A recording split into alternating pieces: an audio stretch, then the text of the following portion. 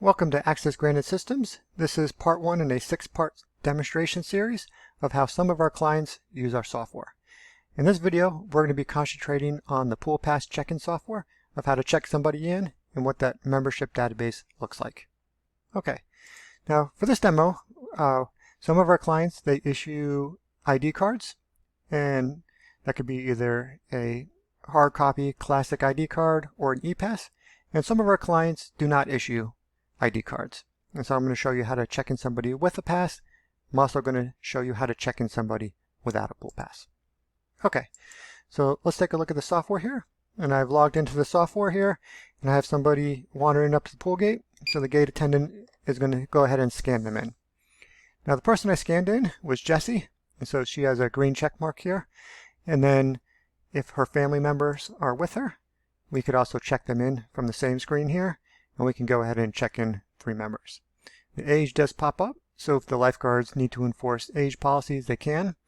You could also disable this if you need to, but in our case, we're going to be checking in all 3 people. So they did have a green check mark, meaning that they're allowed to come in. So if they were expired or suspended or red for whatever reason, the lifeguard would not let them in. Now from the lifeguard's point of view, it's really that simple. Now they would go ahead and scan in the next person. Okay, so a couple things on this screen is one is this 3 here. We scanned in 3 people, and that's our occupancy. So there's a couple different ways you can check somebody out, and you could actually check out specifically Jessie, or you can just keep track of your occupancy. So the first thing I'm going to show you is how to check out somebody specifically. So this is Jessie. She's already checked in, and when somebody's checked in, the lifeguard can go ahead and check them out. And so I'm going to check out all 3 of our family members now. And so I'm going to hit that checkout, and now we have 3 people checked out, and now our occupancy is down to 0 again. So you don't have to check out specifically Jessie. You could actually just keep track of your occupancy. And the way you do that is you actually just click the number. Let's say there's 2 people wandering out of the facility, you will click the -2. If there's 5 people wandering out, you can click the -5. You could also set the occupancy to the correct number. Let's say you have a very busy pool, and once an hour you check the chlorine and count the number of people in the pool area. And if there's 25 people, you go ahead and set that to 25. Okay. And then the more accurate your occupancy number is, the better your statistics will look at the end of the year. So we're going to jump over the statistics now. No matter what though, the software does keep track of your check-ins. So nobody can mess that up. It'll always keep track of your scans and people wandering through the gate. And your occupancy, not only is that the check-in, but that's actually how long people were at the pool. And so it'll give you more accurate numbers. You can export this at the end of the year, determine your lifeguard coverage or your staff coverage to see how busy your pool's been. The system also keeps track of a log, and this is basically your sign-in sheet. And so when people were checked in, when people were checked out, and how busy the pool was, or who was at a pool on a particular day. Okay, so this is your sign-in sheet. I'm going to go back to the check-in tab here. And the next question is, well, what happens if somebody forgets their pool pass at home, or what happens if you decide to use the system with no pool passes? So there's an easy way for the gate attendant or lifeguard to look somebody up. And they're going to click on Member List. And you can either search by name or you can search by a membership. And so in this case, I'm going to search for Jessie. So if I type in JES, anything with a JES, so our Jessie will pop up. And then we can go ahead and check her in. So here's our familiar check-in screen. And let's say 2 of the members were here. We're going to go ahead and check in those 2 people. All right, I'm going to go back to the member list now. And from the administrator point of view, you can search by the street address. So 2010 Sample Street, our 2010 Sample Street will pop up here. And you can check them in there.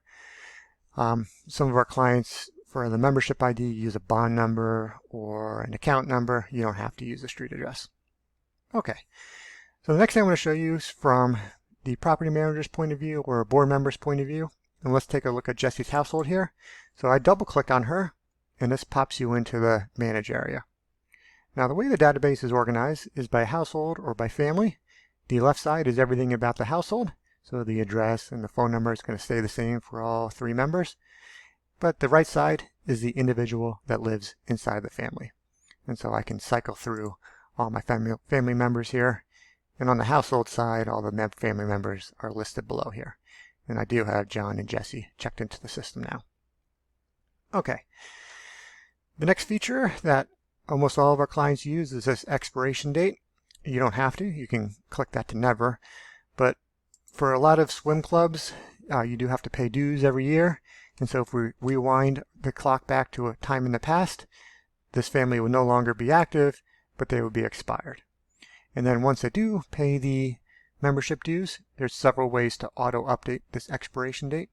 Some of our HOAs, everybody has to apply every year to sign off on a waiver or sign off on the pool rules or just simply update their household. And so when that is accomplished, this expiration date is updated and they immediately become active, and now they can be checked in again. Another feature that a lot of HOAs use is our suspend button. And so if we click that suspend button, this family becomes suspended. Maybe they were behind on their HOA dues or they have a HOA violation. Let's say this family, Jessie, she gives you a call. She rectifies her issue and the property manager can log in, click the unsuspend button, and then 1 second later she can be scanned in and she's allowed to use the pool.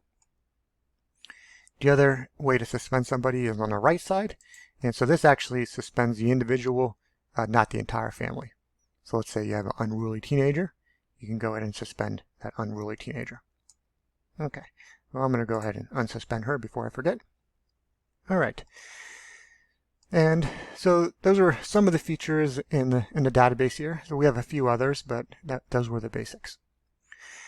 The next question you have might be, how do you populate this database? How do you get people in there? And so there's 3 major ways to get people in. So one is a manual process. So you can always manually add a household with this yellow plus button, or you can add a person inside the household with this yellow plus button here. So that's manually typing them in, or taking a picture from the webcam, or loading a file. That is up to you. The second way that people get populated is under the Operations tab. You can import an existing list. Let's say you're a swim club that already has members and you want to import them to get your season started. You can go ahead and do that. All right, so I'm going to click back on member list here. And the third way that we get people into the system is through our application portal. But that's in our next video. And so this concludes the part 1 of our demonstration. We thank you for watching, and thanks.